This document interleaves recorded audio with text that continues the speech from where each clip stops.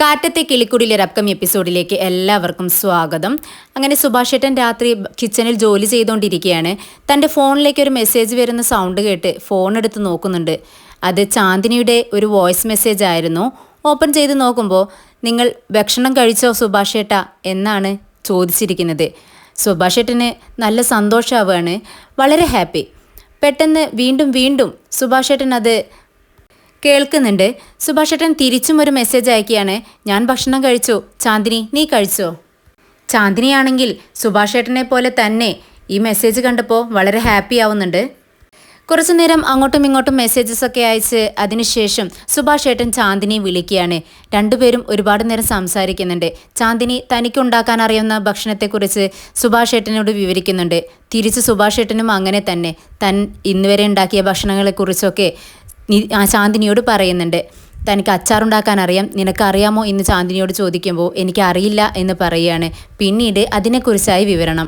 ഈ സമയം നമ്മുടെ നികേഷ് പുറത്തു നിന്ന് കയറി വരുവാണ്. ഹാളിൽ ലാപ്ടോപ്പിൽ വർക്ക് ചെയ്യുന്ന നിധിയെ കാണുന്നുണ്ട്. എന്ത് പറ്റി ഏട്ടത്തി, ഉറങ്ങാനായില്ലേ? ഈ സമയത്തൊക്കെ വർക്ക് ചെയ്യുന്നത് എന്താണെന്ന് ചോദിക്കുമ്പോൾ നിധി പറയുന്നുണ്ട്, ഒരു അർജൻറ്റ് വർക്കുണ്ട്, തീരാറായി. എങ്കിൽ ശരി ഏട്ടത്തി, ഞാൻ കുറച്ച് വെള്ളം എടുത്ത് കുടിച്ചിട്ട് വരാം എന്നും പറഞ്ഞുകൊണ്ട് നികേഷ് കിച്ചണിലേക്ക് പോവാണ്. നികേഷ് കിച്ചണിൽ കയറിയിട്ടും സുഭാഷ് ഏട്ടൻ അതൊന്നും അറിയുന്നില്ല. മതിമറന്ന് ചാന്ദിനിയോട് സംസാരിച്ചുകൊണ്ടിരിക്കുകയാണ്. നികേഷിന് മനസ്സിലായി സുഭാഷ് ഏട്ടൻ്റെ പരിസരബോധമില്ലാത്ത ഈ നിൽപ്പും സംസാരവും ഒക്കെ കേട്ടപ്പോൾ അത് അപ്പുറത്ത് ചാന്ദിനി തന്നെയായിരിക്കുമെന്ന്. പെട്ടെന്ന് വെള്ളം കുടിച്ച് പുറത്തേക്ക് ഇറങ്ങുന്നുണ്ട്. പിന്നീട് തൻ്റെ ചേട്ടന്മാരായ ഹരീഷിൻ്റെയും സുധീഷിൻ്റെയും ഒക്കെ അടുത്ത് ചെല്ലുകയാണ്. എല്ലാവരും ഫോണിൽ സംസാരിച്ചുകൊണ്ടിരിക്കുകയാണ്. സുധീഷ് ഗായത്രിയോട് സംസാരിക്കുന്നു, ഹരീഷാണെങ്കിൽ നീതുവിനോടും. ഇവരാരും നമ്മുടെ നികേഷിനെ മൈൻഡ് ചെയ്യുന്നില്ല. നികേഷ് വളരെ വിഷമത്തോടു കൂടി നിധിയുടെ അടുത്ത് ചെന്നിരിക്കുകയാണ്. പെട്ടെന്ന് നിധി അവൻ്റെ മുഖത്തേക്ക് നോക്കുമ്പോൾ അവൻ എന്തോ ഒരു ബുദ്ധിമുട്ട്, അതായത് ഒരു വിഷമം പോലെ തോന്നുകയാണ് നിധിക്ക്. എന്ത് പറ്റി നികേഷ് എന്ന് ചോദിക്കുമ്പോൾ, അല്ല എൻ്റെ ചേട്ടന്മാരൊക്കെ അവരുടെ ലവേഴ്സിനോട് ഫോണിൽ സംസാരിച്ചുകൊണ്ടിരിക്കുകയാണ്, എന്നെ ആരും മൈൻഡ് ചെയ്യുന്നു പോലും ഇല്ല. ലവേഴ്സിനോടോ? നീ എന്താടാ ഈ പറയുന്നതെന്ന് നിധി ചോദിക്കുന്നുണ്ട്. അതേ ചേട്ടത്തി, കിച്ചണിൽ പോയപ്പോൾ നമ്മുടെ സുഭാഷ് ഏട്ടൻ ചാന്ദിനിയോട് സംസാരിക്കുന്നു. ദേ ആ റൂമിലേക്ക് ഒന്ന് നോക്ക്, നമ്മുടെ സുധീഷ് ഏട്ടൻ ആ ഗായത്രിയോടും. പുറത്ത് ഹരീഷ് ഏട്ടൻ നീതുവിനോട് സംസാരിക്കുന്നു. സുധീഷ് ഗായത്രിയോട് സംസാരിക്കുന്നു എന്ന് കേട്ടപ്പോൾ നിധിക്ക് ദേഷ്യം വരുന്നുണ്ട്. നിധി ഇടം കണ്ണിട്ട് റൂമിലേക്ക് നോക്കുകയാണ്. ശരിയാണ്, നമ്മുടെ സുധീഷ് നിന്ന് സംസാരിക്കുന്ന കേൾക്കുകയാണ്. സുധീഷ് പെട്ടെന്ന് തിരിഞ്ഞു നോക്കുന്ന സമയത്ത് നിധി തന്നെ നോക്കുന്നു എന്ന് കണ്ടതും ഉച്ചത്തിൽ ഗായത്രിയോട്, നീ സിനിമയ്ക്ക് പോകുന്നുണ്ടോ, ഞാനും വരണോ നിന്നോടൊപ്പം എന്നൊക്കെ ചോദിക്കുകയാണ് നമ്മുടെ നിധി കേൾക്കാനായിട്ട്. എന്നാൽ നിധി അത് മൈൻഡ് ചെയ്യുന്നില്ല. പെട്ടെന്ന് നികേഷ് നിധിയോട് പറയുന്നുണ്ട്, അതെ എനിക്ക് മാത്രം സംസാരിക്കാൻ ആരുമില്ല. പെട്ടെന്ന് പുറത്തുനിന്നും അച്ഛൻ്റെ സൗണ്ട് കേൾക്കുകയാണ്. എനിക്കും സംസാരിക്കാൻ ആരുമില്ലടാ. അച്ഛൻ അകത്തേക്ക് കയറി വരുന്നുണ്ട്. അച്ഛൻ്റെ കയ്യിലൊരു റേഡിയോയും ഉണ്ട്. അല്ല മോളെ, ആരായി ഗായത്രി? ഇത് കേട്ട് നിധി പറയുന്നുണ്ട്, അതാ മകനല്ലേ അവിടെ നിൽക്കുന്നത്, മകനോട് തന്നെ ചോദിച്ചു നോക്ക്. ഓ പിന്നെ ഞാനങ്ങ് ചോദിക്കുമ്പോഴേക്കും അവൻ എന്നോട് മറുപടി പറയാൻ നിൽക്കുമല്ലേ. ഇത് കേട്ട് നികേഷ് പറയുന്നുണ്ട്, അച്ഛൻ്റെ സ്വഭാവം അതുപോലെ തന്നെ നിങ്ങളുടെ മകനും കിട്ടിയിട്ടുണ്ട്. നീ എന്തിനാടാ അവനെയും എന്നെയും കമ്പയർ ചെയ്ത് സംസാരിക്കുന്നത്? ഞാൻ ലോറി ഓടിക്കും, അവനക്ക് ലോറി ഓടിക്കാൻ അറിയാമോ എന്ന് ചോദിക്കുമ്പോൾ നികേഷ് പറയുന്നുണ്ട്, ലോറി ഓടിച്ചില്ലെങ്കിലും ചേട്ടന് കാർ ഓടിക്കാൻ അറിയാമല്ലോ. നീ പോടാ എന്നും പറഞ്ഞുകൊണ്ട് അച്ഛൻ തൻ്റെ കയ്യിലുണ്ടായിരുന്ന റേഡിയോയിൽ പാട്ട് വെക്കാനും വേണ്ടി ശ്രമിക്കുന്നുണ്ട്.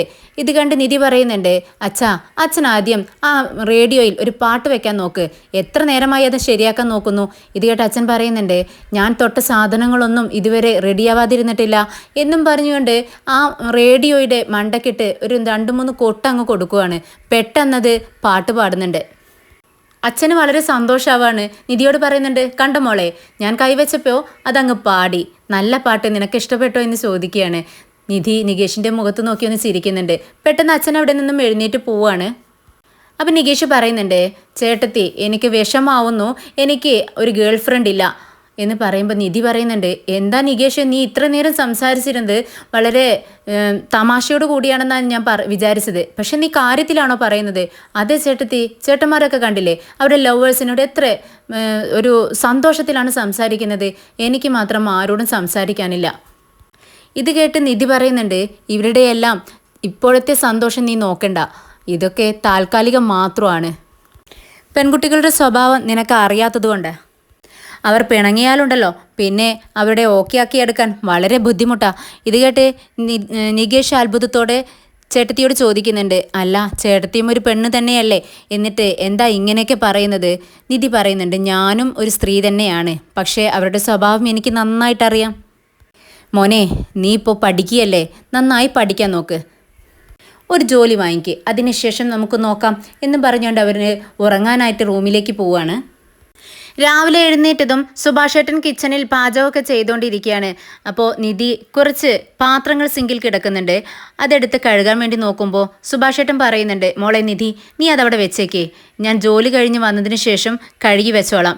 ഇത് കേട്ട് നിധി പറയുന്നുണ്ട്, സുഭാഷേട്ടാ, പാല് വാങ്ങിച്ച പാത്രമൊക്കെ ലീക്ക് എടുക്കുന്നത്, വൈകിട്ട് വീട്ടിലെത്തുമ്പോൾ ഇതിൻ്റെ ഒരു സ്മെല്ല് വീട് നിറയെ ഉണ്ടായിരിക്കും, അപ്പോൾ അതൊരു ബാഡ് സ്മെല്ലല്ലേ, അതുകൊണ്ട് ഞാനിത് കഴുകി വെച്ചേക്കാം എന്നും പറഞ്ഞുകൊണ്ട് നിധി അതെല്ലാം കഴുകി വെക്കുന്നുണ്ട്. സുഭാഷേട്ടൻ പാചകം ചെയ്യാണ്. അങ്ങനെ പാത്രങ്ങളെല്ലാം കഴുകി വെച്ച് നിധി ലഞ്ച് കിറ്റ് എടുക്കുകയാണ്. അപ്പോഴേക്കും നികേഷ് ഭക്ഷണം കഴിച്ച് പ്ലേറ്റുമായിട്ട് അങ്ങോട്ടേക്ക് വരുന്നുണ്ട്. അതവിടെ വെച്ച് കൈ കഴുകി തിരിഞ്ഞ് നടക്കുകയാണ്. നിധി നികേഷ് എന്ന് വിളിക്കുമ്പോൾ എന്താ ചേട്ടത്തി എന്ന് ചോദിക്കുകയാണ്. ഞാൻ നിന്നോട് എന്താ പറഞ്ഞിട്ടുള്ളത് എന്ന് പറയുമ്പോൾ പെട്ടെന്ന് നികേഷ് ചെന്ന് ആ പ്ലേറ്റ് കഴുകി വെക്കുന്നുണ്ട്. ഇതൊരു അത്ഭുതത്തോടു കൂടി സുഭാഷേട്ടൻ നോക്കുവാണ്. എന്താ നികേഷേ നീ കാണിക്കുന്നത്, നീ ഇത് കഴുകി വെക്കാറില്ലല്ലോ എന്ന് ചോദിക്കുമ്പോൾ എന്നോട് ചേട്ടത്തി അവരവർ ഭക്ഷണം കഴിച്ച പ്ലേറ്റുകളെല്ലാം കഴുകി വെക്കാൻ വേണ്ടി പറഞ്ഞിട്ടുണ്ട്. ഇത് കേട്ട് സുഭാഷേട്ടൻ ചിരിക്കുകയാണ്. അല്ല മോളെ, എനിക്ക് ഇതുവരെ ഇവരോട് ഇങ്ങനെ പറയാനായിട്ട് തോന്നിയിട്ടില്ല. അപ്പോൾ നിധി പറയുന്നുണ്ട്, ചേട്ടന് ഇതൊന്നും ഇവരെ കൊണ്ട് ചെയ്യിക്കാത്തത് കൊണ്ടാണ്, ഇവരിതെല്ലാം ചെയ്യും, പക്ഷേ ഇവരെല്ലാം കൊഞ്ചിച്ച് ചേട്ടൻ വഷളാക്കി വെച്ചിരിക്കുകയാണ്. പിന്നെ ഓരോ ജോലികളും അവർക്ക് സ്വയം സ്പ്ലിറ്റ് ചെയ്ത് കൊടുക്കേണ്ട സമയമായി. ഇത് കേട്ട് സുഭാഷേട്ടൻ ചിരിക്കുന്നുണ്ട്. തൻ്റെ കയ്യിലുണ്ടായിരുന്ന ലഞ്ച് ബോക്സ് എടുത്ത് നമ്മുടെ നികേഷിന് കൊടുക്കുകയാണ്. അപ്പോൾ നികേഷ് ചോദിക്കുന്നുണ്ട്, അല്ല സുഭാഷേട്ടൻ ഭക്ഷണം എടുക്കുന്നില്ലേ? ഏയ്, എനിക്ക് വേണ്ട. അതെന്താ, കുറച്ച് ഭക്ഷണമുള്ള ഉണ്ടാക്കിയത്, തികയാഞ്ഞിട്ടാണോ എന്ന് നികേഷ് ചോദിക്കുന്നുണ്ട്. അതല്ല, എനിക്കുള്ള ഭക്ഷണം ചാന്ദിനി കൊണ്ടുവരാമെന്ന് പറഞ്ഞിട്ടുണ്ട്. ഇത് പറഞ്ഞ് സുഭാഷേട്ടൻ അവരുടെ മുഖത്തേക്ക് നോക്കുവാണ്. സുഭാഷേട്ടൻ്റെ മുഖത്ത് ചെറിയൊരു നാണമൊക്കെ ഉണ്ട്. ഇത് കണ്ട് നിധിയും നികേഷും ചിരിക്കുന്നുണ്ട്. എന്തിനാ നിങ്ങളിങ്ങനെ ചിരിക്കുന്നതെന്ന് ചോദിക്കുകയാണ്. അത് സന്തോഷം കൊണ്ട സുഭാഷേട്ടാ, സുഭാഷേട്ടൻ്റെ മുഖത്തെ ഈ ഭാവം കണ്ട് ഞങ്ങൾക്ക് ഒരുപാട് സന്തോഷമായി. എന്തായാലും ചേട്ടൻ ഞങ്ങളുടെ എല്ലാവരുടെയും കാര്യങ്ങളും വളരെ മനോഹരമായിട്ട് ചെയ്യുന്നുണ്ട്.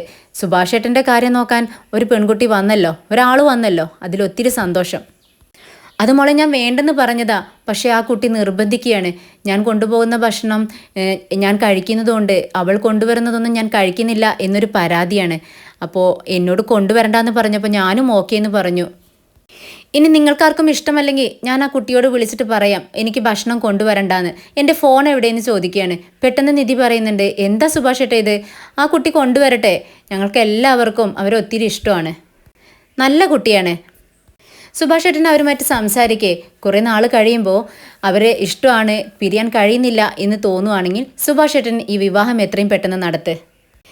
എന്തായത് നിധി, ഇത്രയും പെട്ടെന്നോ എന്ന് ചോദിക്കുമ്പോൾ നികേഷ് പറയുന്നുണ്ട്, അതെന്താ സുഭാഷേട്ടാ, വിവാഹം കഴിക്കാതെ ഇത് ഇങ്ങനെ അങ്ങ് കൊണ്ടുപോവാന്നാണോ ചിന്തിക്കുന്നത്? പെട്ടെന്ന് സുഭാഷേട്ടൻ പറയുന്നുണ്ട്, എടാ നികേഷേ, ഇക്കാര്യത്തെക്കുറിച്ചൊക്കെ സംസാരിക്കാൻ നീ ആയിട്ടില്ല, നീ വളർന്നിട്ടില്ല, നീ കുട്ടിയാണ്, ദാ ഈ ലഞ്ച് ബോക്സ് എടുത്ത് ബാഗിൽ കൊണ്ടുപോയി വെക്ക് എന്നും പറഞ്ഞുകൊണ്ട് ആ ബോക്സ് അവൻ്റെ കയ്യിൽ കൊടുക്കുവാണ്. സുഭാഷേട്ടൻ്റെ വെപ്രാളവും നാണവും ഒക്കെ കണ്ടിട്ട് നമ്മുടെ നികേഷിന് ചിരി വരുന്നുണ്ട്. പെട്ടെന്ന് സുഭാഷേട്ടൻ്റെ കോള് വരികയാണ്. ഫോൺ എടുത്ത് പുറത്തേക്ക് ഇറങ്ങുന്നുണ്ട്. ചേട്ടത്തി, നമ്മുടെ സുഭാഷേട്ടൻ ഒത്തിരി മാറിയല്ലേ? അതേടാ, സുഭാഷേട്ടൻ മാറി. ഇത് കാണുമ്പോൾ എനിക്കും ഒരുപാട് സന്തോഷമുണ്ട്. അത് ശരി തന്നെയാ. ആദ്യം സുഭാഷേട്ടൻ മാത്രമാണ് ഈ വീട്ടിൽ ഫോൺ നോക്കാതിരുന്നിരുന്ന ആളുണ്ടായിരുന്നത്. പക്ഷേ ഇപ്പോൾ സുഭാഷേട്ടനും മെസ്സേജൊക്കെ അയച്ചു തുടങ്ങി, ഏത് നേരം ഫോണിലാണ്. ഒരു പക്ഷേ നമ്മുടെ സുഭാഷേട്ടന് ഈ ചാന്ദിനിയുമായിട്ട് ശരിക്കും ഇഷ്ടത്തിലാണോ എന്ന് ചോദിക്കുമ്പോൾ അതെന്താടാ ഈ ശരിക്കുമുള്ള ഇഷ്ടം, ശരിയല്ലാത്ത ഇഷ്ടം അങ്ങനെയൊക്കെയുണ്ടോ? ഇത് കേട്ട് നികേഷ് പറയുന്നുണ്ട്, ചേട്ടത്തെ ഒന്ന് ചിന്തിച്ചു നോക്കിയേ, ഈ സുനന്ദയെ നമ്മുടെ ചേട്ടന് ഇഷ്ടമായിരുന്നില്ലേ? പക്ഷേ അപ്പോഴൊന്നും നമ്മുടെ സുഭാഷേട്ടൻ്റെ മുഖത്ത് ഇത്രയും സന്തോഷം ഞാൻ കണ്ടിട്ടില്ല. പക്ഷേ ഈ ചാന്ദിനിയുമായിട്ട് സംസാരവും ഇഷ്ടവും ഒക്കെ തുടങ്ങിയതിന് ശേഷം നമ്മുടെ സുഭാഷേട്ടൻ്റെ എല്ലാ രീതികളും മാറി. മുഖത്തെ ഒരു സന്തോഷം, പ്രസരിപ്പൊക്കെ കണ്ടില്ലേ? ആഹാ, എടാ നികേഷ്, നിങ്ങളിവിടെ സംസാരിച്ചുകൊണ്ടിരിക്കുകയാണോ? നിങ്ങൾ പോയില്ലേ എന്ന് ചോദിച്ചുകൊണ്ട് സുഭാഷേട്ടൻ വീണ്ടും അങ്ങോട്ടേക്ക് കയറി വരുന്നുണ്ട്. വാടാ നികേഷേ, നേരം വൈകി, നമുക്ക് പോകാമെന്നും പറഞ്ഞുകൊണ്ട് നികേഷിനെ വിളിച്ചുകൊണ്ട് നിധി പുറത്തേക്ക് ഇറങ്ങുകയാണ്. പെട്ടെന്നാണ് നിധി സ്റ്റക്ക് ആവുന്നത്. നിധിയുടെ മനസ്സിലേക്ക് സുധീഷ് അവിടെ ബസ് സ്റ്റോപ്പിൽ നിന്ന് ആ ഗായത്രിയുമായി സംസാരിക്കുന്നതും അങ്ങനെ ഓരോ സീനുകൾ ഇങ്ങനെ ദേഷ്യത്തോടെ ഓർക്കുകയാണ്. പെട്ടെന്ന് നിധി അകത്തേക്ക് തന്നെ കയറി പോകുന്നുണ്ട്. സ്കൂട്ടിയുടെ ചാവി എടുക്കുകയാണ്. അപ്പോൾ പെട്ടെന്ന് നികേഷ് ചോദിക്കുന്നുണ്ട്, ഇതെന്ത് പറ്റി ചേട്ടത്തി, ഈ ചാവിയൊക്കെ ആയിട്ട് എന്താ സ്കൂട്ടിയിലാണോ ഇന്ന് ഓഫീസിലേക്ക് പോകുന്നത്? ഇത് കേട്ട് നിധി പറയുന്നുണ്ട്, അതേടാ ഞാൻ ഇന്ന് സ്കൂട്ടിയിൽ പോകുന്നുണ്ട്. പിന്നെ ആ ബസ് സ്റ്റാൻഡിലെത്തുമ്പോഴേ കുറേ പുറമ്പോക്കുകളൊക്കെ കാണേണ്ടി വരും. ഇതിലാവുമ്പോൾ അത് വേണ്ടല്ലോ. എന്തായാലും നികേഷിന് ആരെ ഉദ്ദേശിച്ചാണ് ഈ പറയുന്നതെന്ന് മനസ്സിലായി. അതുകൊണ്ട് നികേഷും പറയുന്നുണ്ട്, അതെന്തായാലും നന്നായി ചേട്ടത്തി, ഇതിൽ പോയിട്ട് വാ. ഇത് കേട്ട് നിധി പറയുന്നുണ്ട്, എന്താടാ നീ പോയിട്ട് വാ എന്ന് പറയുന്നത്? ഞാൻ നിന്നെയും കൊണ്ടാണ് പോകുന്നത്. അപ്പോൾ ഞാനും ഓഫീസിലേക്ക് വരണമെന്നാണോ പറയുന്നത്? അല്ലടാ, നിന്നെ ഞാൻ ആ ബസ് സ്റ്റോപ്പിൽ ഇറക്കാം, നീ വാ എന്നും പറഞ്ഞുകൊണ്ട് അവർ രണ്ടുപേരും വണ്ടിയിൽ കയറി പോവുകയാണ്. അങ്ങനെ ബസ് സ്റ്റോപ്പിലെത്തിയതും നികേഷ് വണ്ടിയിൽ നിന്നും ഇറങ്ങുന്നുണ്ട്. നിധിയും താഴേക്ക് ഇറങ്ങുന്നത് കണ്ട് നികേഷ് ചോദിക്കുന്നുണ്ട്, അല്ല ചേട്ടത്തി എന്തിനാ ഇവിടെ ഇറങ്ങുന്നത്? ഞാൻ പൊയ്ക്കോളാം. വേണ്ടടാ, ബസ് വരട്ടെ, നിന്നെ അതിൽ കയറ്റി വിട്ടിട്ട് ഞാൻ പൊയ്ക്കോളാം. വേണ്ട ചേട്ടത്തി, സുബ്ദീഷ് ചേട്ടൻ ഇങ്ങോട്ടേക്ക് വരും, പിന്നെ അവരുടെ പെർഫോമൻസ് ഒക്കെ കാണേണ്ടി വരും. ആ ഗായത്രി അവിടെ നിൽക്കുന്നുണ്ട്. ഗായത്രിയാണെങ്കിൽ ഇവരുടെ കൂട്ടത്തിൽ സുധീഷിനെ കാണാത്തത് കൊണ്ട് എന്തു പറ്റി, സുധീഷ് ഇവരോടൊപ്പമാണല്ലോ വരാറുള്ളത്, കാണുന്നില്ലല്ലോ എന്നൊക്കെ മനസ്സിൽ ചിന്തിച്ചുകൊണ്ടാണ് നിൽക്കുന്നത്. ഗായത്രി പതിയെ പതിയെ നിധിയുടെയും നികേഷിൻ്റെയും അടുത്തേക്ക് ചെല്ലുന്നുണ്ട്. സുധീഷ് വന്നില്ലേന്ന് ചോദിക്കുമ്പോൾ വന്നില്ല എന്ന് നികേഷ് പറയുന്നുണ്ട്. അല്ല, നിങ്ങളോടൊപ്പമാണല്ലോ സുധീഷ് എപ്പോഴും വരാറുള്ളത്, അതുകൊണ്ട് ചോദിച്ചതാ. അപ്പം നിധി പറയുന്നുണ്ട്, നിൻ്റെ കയ്യിൽ അവൻ്റെ നമ്പറില്ലേ, വിളിച്ചു ചോദിക്കേ. അല്ല, എപ്പോഴും ഇങ്ങനെ വിളിക്കുന്നത് അവർക്കൊരു ബുദ്ധിമുട്ടാവണ്ട എന്ന് വിചാരിച്ചാണ് ഞാൻ വിളിക്കാത്തത് എന്നിങ്ങനെ പറഞ്ഞിട്ട് പെട്ടെന്ന് ഗായത്രി ചോദിക്കുന്നുണ്ട്, അല്ല നിങ്ങൾ അവരുടെ ആരാ, സുധീഷിൻ്റെ? ഇത് കേട്ട് നിധി ഗായത്രിയുടെ മുഖത്തേക്ക് നോക്കുകയാണ്. അല്ല, എപ്പോഴും നിങ്ങൾ രണ്ടുപേരും അദ്ദേഹത്തോടൊപ്പം ഉണ്ടായിരിക്കും, അതുകൊണ്ടാണ് ഞാൻ ചോദിച്ചത്. നിങ്ങൾ അവരുടെ ചേച്ചിയാണോ എന്ന് ചോദിക്കുമ്പോൾ നിധിക്ക് ദേഷ്യം വരുന്നുണ്ട്. മറുപടി പറയാനായിട്ട് തുടങ്ങുമ്പോഴേക്കും പെട്ടെന്ന് നികേഷ് പറയുന്നുണ്ട്, അതെ, സുധീഷ് ഏട്ടൻ എപ്പോഴാണ് വരിക എന്ന് ഞങ്ങൾക്കറിയില്ല, നിങ്ങൾ അപ്പുറത്തേക്കൊന്ന് മാറി നിൽക്കാമോ എന്ന് പറയുമ്പോൾ ഗായത്രി അവിടെ നിന്നും മാറി നിൽക്കുന്നുണ്ട്. അപ്പം നിധിക്ക് ദേഷ്യം വരുന്നുണ്ട്. അവളുടെ ഈ ചോദ്യമൊക്കെ കേട്ടിട്ട് ദേഷ്യത്തോടു കൂടി തന്നെ നികേഷിനോട് ചോദിക്കുകയാണ്, എടാ നിൻ്റെ ചേട്ടൻ്റെ ചേച്ചിയായിട്ടാണോ എന്നെ കാണുമ്പോൾ തോന്നുന്നത്? അത്രയൊക്കെ പ്രായം എനിക്ക് തോന്നുന്നുണ്ടോ എന്ന് ചോദിക്കുമ്പോൾ നികേഷ് പറയുന്നുണ്ട്, അതെ, അവൾ പറയുന്നതൊന്നും ചേട്ടത്തി കാര്യമാക്കണ്ട, അവൾക്കേ കണ്ണ് കാണില്ല, അതുകൊണ്ടാണ് ഇങ്ങനെയൊക്കെ സംസാരിക്കുന്നത്. പെട്ടെന്ന് ബൈക്കിൽ സുധീഷ് അങ്ങോട്ടേക്ക് വരുന്നുണ്ട്. സുധീഷ് നമ്മുടെ നിധിയെ നികേഷിനൊന്നും മൈൻഡ് ചെയ്യുന്നതേയില്ല, നേരെ പോകുന്നത് ഗായത്രിയുടെ അടുത്തേക്കാണ്. ഗായത്രി അവനെ കണ്ടതും ചിരിക്കുന്നുണ്ട്. ഗായത്രിയോട് ചിരിച്ചതിന് ശേഷം നികേഷ് തിരിഞ്ഞു നോക്കുവാണ്. നിധിയും നികേഷും ദേഷ്യം വന്ന് മുഖം ചുവന്ന് തുടുത്തിങ്ങനെ നിൽക്കുന്നത് കണ്ടിട്ട് അവൻ അവരുടെ അടുത്തേക്ക് ചെല്ലുകയാണ്. അല്ല, എന്താ നിങ്ങൾ എന്നെ കണ്ടപ്പോൾ ഇത്ര ദേഷ്യത്തോടെ നിൽക്കുന്നത്? നിങ്ങൾ അങ്ങോട്ടേക്ക് നോക്കിയേ, ആ ഗായത്രിയുടെ മുഖം കണ്ടില്ലേ, ബൾബ് പോലെ പ്രകാശിക്കുന്നത്, അതുപോലെ ആയിരിക്കണം. സുധീഷ് ഏട്ടാ, എനിക്ക് ദേഷ്യം വരുന്നുണ്ട്, ഒന്നും മിണ്ടാതിരിക്കുന്നുണ്ടോ എന്ന് പറയാണ് നികേഷ്. പെട്ടെന്ന് നിധി നികേഷിനോട് പറയുന്നുണ്ട്, അതെ നികേഷ്, നീ ബസ് വരുന്ന സമയത്ത് അതിൽ കയറിപ്പോ, ഞാൻ പോട്ടെ. ശരി ചേട്ടത്തി, അത് തന്നെയാണ് നല്ലത്, ചേട്ടത്തി പൊയ്ക്കോ എന്ന് പറയുമ്പോൾ പെട്ടെന്ന് നിധി വണ്ടിയെടുത്ത് അവിടെ നിന്നും പോകുന്നുണ്ട്. നിധിയുടെ ദേഷ്യത്തോടെയുള്ള ആ പോക്ക് കണ്ടിട്ട് സുധീഷ് മനസ്സ് ചിന്തിക്കുന്നുണ്ട്. പൊസസീവ് ആവുന്നുണ്ട് അവൾക്ക്. ആവട്ടെ, അതിനു വേണ്ടി തന്നെയാണല്ലോ ഞാൻ ഇങ്ങനെയൊക്കെ ചെയ്യുന്നത്. പെട്ടെന്ന് നികേഷ് പറയുന്നുണ്ട്, അതെ ചേട്ടാ, ചേച്ചിയുടെ കയ്യിൽ നിന്ന് നല്ല അടി വാങ്ങിക്കാനായിരിക്കുന്നു. ഇത് കേട്ട് സുധീഷ് പറയുന്നുണ്ട്, എടാ എൻ്റെ പ്ലാനിങ് വേറെ ലെവലാണ്, നിനക്കതറിയില്ല. നിധിയെ എന്നിലേക്ക് അടുപ്പിക്കാൻ വേണ്ടി ഞാൻ കണ്ടുപിടിച്ച ഒരു നൂലാണ് ഈ ഗായത്രി. ഞാൻ എൻ്റെ ഗായത്രിയുടെ അടുത്തേക്ക് ചെല്ലട്ടെ എന്ന് പറഞ്ഞുകൊണ്ട് തിരിയുന്ന സമയത്ത് നികേഷ് പറയുന്നുണ്ട്, സുധീഷ് ഏട്ടാ, എപ്പോഴും നിങ്ങൾ എന്നെ ചെറിയ പയ്യൻ എന്ന് പറയും, പക്ഷേ ചെറിയ പയ്യനായ എനിക്ക് പോലും ഇത് തെറ്റാണെന്ന് തോന്നുന്നുണ്ട്, ഇത് വേണ്ട എന്ന് പറയുമ്പോൾ സുധീഷ് പറയുന്നുണ്ട്, എടാ ഇതിനെക്കുറിച്ചൊന്നും നിനക്ക് അറിയില്ല, എൻ്റെ പ്ലാനിങ് വേറെയാണെന്ന് നിന്നോട് പറഞ്ഞില്ലേ, ശരി എന്നും പറഞ്ഞുകൊണ്ട് ഗായത്രിയുടെ അടുത്തേക്ക് പോവുകയാണ് സുധീഷ്. ഓഫീസിലെത്തി കുറച്ച് സമയം കഴിഞ്ഞ് നിധിയും ദിവ്യയും ഒരു കാപ്പി കുടിക്കാനായിട്ട് ഇരിക്കുകയാണ്. അപ്പോൾ അങ്ങോട്ടേക്ക് സിദ്ധാർത്ഥ് വരുന്നുണ്ട്. ഒരു ബോക്സ് കയ്യിലുണ്ട്. അത് തുറന്ന് നിധിയോട് പറയുന്നുണ്ട്, ഇതിൽ സ്വീറ്റ്സ് ആണ്, എടുത്തോ. അപ്പോൾ നിധി അതിൽ നിന്നും ഒരു ലഡു എടുക്കുകയാണ്. ലഡു ആണല്ലോ, എന്താ വിശേഷമെന്ന് ചോദിക്കുകയാണ്. ഒന്നുമില്ല, നിധിയെ ഒന്ന് എൻകറേജ് ചെയ്യാൻ വേണ്ടിയിട്ട് വാങ്ങിച്ചതാണ്. നിൻ്റെ പ്രസൻറ്റേഷൻ ഉണ്ടല്ലോ നിധി, സൂപ്പറായിരുന്നു. ക്ലയൻസ് എല്ലാം അത്ഭുതപ്പെട്ടു പോയി. പക്ഷേ ഇന്നലെ നീ എൻ്റെ മുന്നിൽ പ്രസൻറ്റ് ചെയ്തപ്പോൾ ഇങ്ങനെയൊന്നും ആയിരുന്നില്ലല്ലോ, അതിനേക്കാൾ എത്രയോ മടങ്ങ് നന്നായിട്ടാണ് ഇന്ന് നീ ചെയ്തത്. നീ ആദ്യമായിട്ടാണ് പ്രസൻറ്റേഷൻ ചെയ്യുന്നത് എന്നുള്ളൊരു ഫീല് പോലും ഉണ്ടായില്ല. അത്രയും നന്നായിട്ടുണ്ടായിരുന്നു പ്രസൻറ്റേഷൻ. ഓൾ ദ ബെസ്റ്റ് എന്ന് പറഞ്ഞുകൊണ്ട് കൺഗ്രാജുലേഷൻ എന്നൊക്കെ പറഞ്ഞ് നമ്മുടെ സിദ്ധാർത്ഥ് ഷെയ്ക്ക് ഹാൻഡ് കൊടുക്കുകയാണ്. പെട്ടെന്ന് നിധിയും കൊടുക്കുന്നുണ്ട്. താങ്ക് യു സിദ്ധാർത്ഥ്, നിങ്ങളോട് ഞാൻ നന്ദി പറയുകയാണ്. ഇങ്ങനെ ഒരു കാര്യം എന്നെ വിശ്വസിച്ച് എന്നെ ഏൽപ്പിച്ചല്ലോ, അതിനു വേണ്ടിയാണ് നിങ്ങളോട് ഞാൻ താങ്ക്സ് പറയുന്നതും പറയുമ്പോൾ സിദ്ധാർത്ഥ് പറയുന്നുണ്ട്, താങ്ക്സ് മാത്രമായിട്ട് ഒതുക്കാൻ പറ്റില്ല, അതിനെന്താ ഞാൻ ട്രീറ്റ് ചെയ്തോളാം എന്ന് പറയുമ്പോൾ സിദ്ധാർത്ഥ് പറയുന്നുണ്ട്, നിങ്ങൾ ട്രീറ്റ് ചെയ്യുന്നത് ശമ്പളം കിട്ടിയതിന് ശേഷമല്ലേ. ഇത് കേൾക്കുമ്പോൾ നമ്മുടെ നിധിക്ക് ഇത്തിരി വിഷമം തോന്നുവാണ്. ആ വിഷമം നിധിയുടെ മുഖത്ത് തെളിയുന്നുണ്ട്. പെട്ടെന്ന് സിദ്ധാർത്ഥ് പറയുന്നുണ്ട്, നിങ്ങൾ ട്രീറ്റ് കൊടുക്കുന്ന സമയത്ത് കൊടുത്തോളൂ, പക്ഷേ ഈ ഒരു നിമിഷം നമ്മൾ സെലിബ്രേറ്റ് ചെയ്യണം. ഇവിടെ അടുത്ത് തന്നെ ഒരു കഫേ ഉണ്ട്, നന്നായിട്ടിരിക്കും. നമുക്കിന്ന് വൈകിട്ട് അങ്ങോട്ടേക്ക് പോയാലോ? ഓഫീസ് കഴിഞ്ഞിട്ട് പെട്ടെന്ന് ഇറങ്ങുകയും ചെയ്യാം എന്ന് പറയുമ്പോൾ നിധിക്ക് അതിന് പറ്റാത്തൊരു സാഹചര്യത്തിലാണ് ഇരിക്കുന്നത്. നിധിക്ക് അതൊട്ടും ഇഷ്ടമായില്ല. എന്നാൽ ദിവ്യ അർത്ഥം വെച്ച് രണ്ടുപേരെയും മാറി മാറി നോക്കുവാണ്. ഓക്കെ ഓക്കെ എന്നൊക്കെ പറഞ്ഞിങ്ങനെ എന്തോ ഒരു ഭാവത്തിൽ നമ്മുടെ ദിവ്യ ഇങ്ങനെ ഇരിക്കുന്നുണ്ട്. പെട്ടെന്ന് നിധി പറയുന്നുണ്ട്, ഏയ് ഇല്ല സിദ്ധാർത്ഥ്, എനിക്ക് കുറച്ച് തിരക്കുണ്ട്, വീട്ടിൽ ചെയ്തു തീർക്കാനായിട്ട് അർജൻറ്റ് ജോലിയുണ്ട്, സോറി എന്ന് പറയാണ്. അപ്പോൾ സിദ്ധാർത്ഥ് പറയുന്നുണ്ട്, ഓക്കെ ഇറ്റ്സ് ഓക്കെ, അപ്പോൾ നമുക്ക് പിന്നീട് ഒരിക്കൽ പോവാം എന്നും പറഞ്ഞുകൊണ്ട് അവിടെ നിന്നും എഴുന്നേറ്റ് പോവാണ്. എന്താ നിധി ഇവിടെ നടക്കുന്നത്? ലോങ് ഡ്രൈവ്, കോഫി, ഇനി അടുത്തതെന്താ? ഡിന്നർ, ഡേറ്റിംഗ്, അങ്ങനെ അങ്ങ് പോവുമല്ലേ എന്ന് പറയുമ്പോൾ നിധി പറയുന്നുണ്ട്, ദേ മിണ്ടാതിരുന്നോണം, എന്താ നിനക്ക് വട്ടുണ്ടോ? എൻ്റെ പ്രസൻറ്റേഷൻ സൂപ്പർ ആയതുകൊണ്ട് എനിക്കൊരു കോഫി വാങ്ങിച്ചു തരാമെന്ന് പറഞ്ഞു, അത്രയല്ലേ ഉള്ളൂ, നീ എന്തിനാ അതിന് ഇങ്ങനെയൊക്കെ അർത്ഥം വയ്ക്കുന്നത്? ഇത് കേട്ട് ദിവ്യ പറയുന്നുണ്ട്, ദേ ഞാനും ഒരുപാട് പ്രസൻറ്റേഷനൊക്കെ നടത്തിയിട്ടുണ്ട്, അത് അടിപൊളിയായിട്ടുമുണ്ട്, പക്ഷേ ഞങ്ങൾക്കാർക്കും ഇങ്ങനെ ഒരു ട്രീറ്റ് ഒന്നും തന്നിട്ടില്ല. സിദ്ധാർത്ഥിന് നിന്നോട് എന്തോ ഒരു താല്പര്യമുണ്ട്, നിന്നെ ഇമ്പ്രസ് ചെയ്യാൻ വേണ്ടിയിട്ടാണ് ഇതൊക്കെ ചെയ്യുന്നത്. ഇത് കേട്ട് നിധി പറയുന്നുണ്ട്, ദേ ഞാനിപ്പോഴും നല്ല മൂഡിലാണ്, നീ അത് നശിപ്പിക്കാതെ മിണ്ടാതിരിക്കേ. ഇതേ സമയം സുധീഷ് തൻ്റെ കാറുമായിട്ട് ഹരീഷിൻ്റെ വർക്ക്ഷോപ്പിൽ എത്തുന്നുണ്ട്. എൻ്റെ കാറൊന്ന് ചെക്ക് ചെയ്യോടാ ഹരീഷേ, അതിൽ AC വർക്ക് ചെയ്യുന്നില്ല, യാത്രക്കാരെല്ലാം ഭയങ്കര ചൂടെന്ന് പറയുന്നുണ്ട്, എനിക്ക് തന്നെ ചൂട് സഹിക്കാൻ കഴിയുന്നില്ല, എന്തായാലും നീ അതൊന്ന് നോക്ക് എന്ന് പറയുമ്പോൾ പിന്നെ എനിക്ക് ഇഷ്ടം പോലെ വണ്ടികൾ കിടപ്പുണ്ട്, അതൊന്നും നോക്കാൻ സമയമില്ല എന്ന് പറയുകയാണ്. അപ്പോൾ സുധീഷ് പറയുന്നുണ്ട്, എടാ ഹരീഷ് പ്ലീസ് നീ ഒന്ന് നോക്ക്, അത് നോക്കി കഴിയുമ്പോഴേക്കും ഞാൻ പെട്ടെന്ന് ചെന്ന് നിനക്കൊരു ജ്യൂസ് വാങ്ങിച്ചു വരാം എന്ന് പറഞ്ഞ് സുധീഷ് അവിടെ നിന്നും പോവാണ്. ഇതേ നേരം നമ്മുടെ നീതു അങ്ങോട്ടേക്ക് കയറി വരുന്നുണ്ട്. നീതുവിനെ കണ്ടതും ഹരീഷ് മൈൻഡ് ചെയ്യാതെ തൻ്റെ പണി അങ്ങനെ തുറന്നുകൊണ്ടിരിക്കുകയാണ്. നീതുവിന് ദേഷ്യം വരുന്നുണ്ട്. നീതു പതിവ് പോലെ ഹരീഷിൻ്റെ അടുത്ത് ചെന്ന് വഴക്കുണ്ടാക്കുകയാണ്. ഞാൻ ഫോൺ അടിക്കുമ്പോൾ എന്തുകൊണ്ട് എടുക്കുന്നില്ല, എന്നോട് എന്താ സംസാരിക്കാത്തത്, എന്നെ കണ്ടാൽ നീ മുഖം തിരിച്ച് നടക്കുവാണല്ലോ, ഇപ്പോഴും നിൻ്റെ ദേഷ്യം മാറിയില്ലേ എന്നൊക്കെ ചോദിക്കുന്നുണ്ട്. ഇവരുടെ ഈ വഴക്കിനിടയിലേക്കാണ് സുധീഷ് കയറി വരുന്നത്.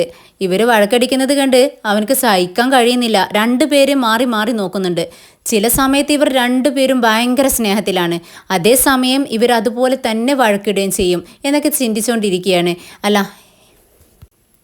എന്താ ഇപ്പോഴത്തെ പ്രശ്നം എന്ന് ചോദിക്കുമ്പോൾ അത് സുധീഷ് ഏട്ടാ, സുഭാഷ് ഏട്ടൻ്റെ വിവാഹം മുടങ്ങിയില്ലേ, അത് ഞാൻ കാരണമെന്ന് പറഞ്ഞുകൊണ്ടാണ് എന്നോട് മിണ്ടാതെ നടക്കുന്നതെന്ന് പറയുമ്പോൾ പെട്ടെന്ന് നീതു സുധീഷ് ഏട്ടാ എന്ന് വിളിച്ചത് അവനങ്ങ് ഭയങ്കര ഇഷ്ടമായി. സുധീഷ് പറയുന്നുണ്ട്, നീ എന്നെ എന്താ വിളിച്ചത്? സുധീഷ് ഏട്ടാന്ന്. നിനക്കിപ്പോൾ എന്നോട് കുറച്ച് ബഹുമാനമൊക്കെ തുടങ്ങിയിട്ടുണ്ടല്ലോ, നീ അവിടെ ഇരിക്കുക, നമുക്ക് സംസാരിക്കാം എന്ന് പറയുമ്പോൾ ഹരീഷ് പറയുന്നുണ്ട്, ദേ സുധീഷ് ഏട്ടാ വേണ്ട, സംസാരിക്കൊന്നും വേണ്ട, അവൾ ഇങ്ങനെ തന്നെയാണ്, ഏത് സമയം വഴക്കിയിട്ടുകൊണ്ടാണ്, അവൾ ശരിയാവത്തൊന്നുമില്ല, സുധീഷ് ഏട്ടൻ പണി നോക്കിപ്പോ എന്ന് പറയുമ്പോൾ അവളവിടെ ഇരിക്കട്ടെ, സംസാരിക്കട്ടെ, എന്നോട് എന്താ അവൾക്ക് പറയാനുള്ളതെന്ന് ഞാൻ കേൾക്കണ്ടേ എന്ന് പറഞ്ഞ് എന്താ കാര്യമെന്ന് ചോദിക്കുകയാണ്.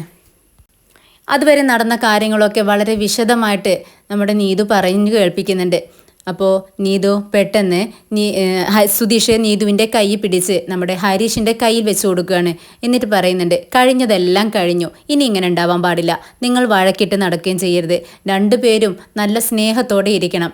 എടാ ഹരീഷേ, ഇനി ഇവളുമായിട്ട് വഴക്കുണ്ടാക്കരുത്, ഇവൾ ഫോൺ അടിക്കുമ്പോൾ നീ എടുക്കുകയും വേണം.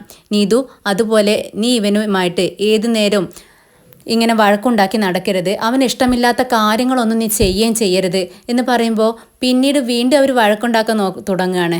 ഏയ് എൻ്റെ മുന്നിൽ വെച്ച് തന്നെ ഇങ്ങനെ പാടില്ലടാ, നിങ്ങളൊന്ന് നിർത്ത്, ഇനി വഴക്കുണ്ടാക്കരുത്, രണ്ടുപേരും കോംപ്രമൈസ് ചെയ്യുമെന്ന് പറയുമ്പോൾ ശരി ഇനി വഴക്കുണ്ടാക്കില്ല എന്ന് ഹരീഷ് പറയുകയാണ്. പെട്ടെന്ന് തൻ്റെ ഒരു ഫോൺ വരികയാണ് സുധീഷിന്. അതെടുത്ത് സംസാരിക്കുന്നുണ്ട്. അപ്പുറത്ത് ഗായത്രിയാണ്. ഗായത്രിയുടെ കോള് വരുമ്പോൾ നിധി ഇല്ലാത്ത സമയത്ത് അവനക്ക് ഇറിറ്റേഷൻ ആവുകയാണ്. ഒട്ടും ഇഷ്ടപ്പെടുന്നില്ല.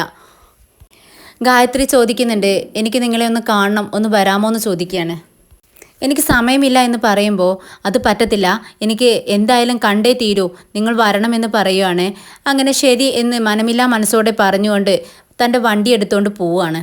വണ്ടിയിലിരിക്കുന്ന സമയത്ത് നമ്മുടെ സുധീഷിന് ദേഷ്യം വരുന്നുണ്ട്. ഇവളെന്തിനാ ഏത് നേരവും ഇങ്ങനെ കാണണം, സംസാരിക്കണം എന്നൊക്കെ പറഞ്ഞുകൊണ്ടിരിക്കുന്നത്, എനിക്ക് ദേഷ്യം വരുന്നുണ്ട് എന്നൊക്കെ ചിന്തിച്ചുകൊണ്ട് പെട്ടെന്ന് അവിടെ എത്തുന്നുണ്ട്.